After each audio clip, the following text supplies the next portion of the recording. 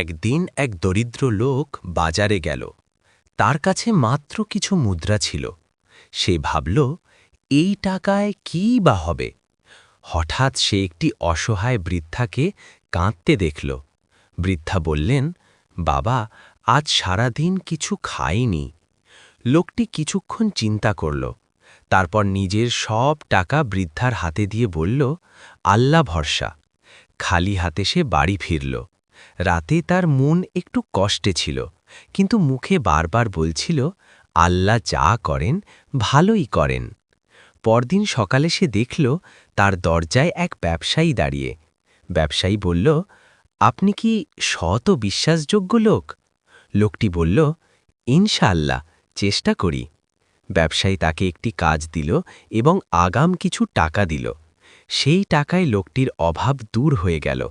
লোকটি তখন বুঝল, যে আল্লাহর জন্য দেয়, আল্লাহ তার জন্য তার থেকেও উত্তম ব্যবস্থা করেন।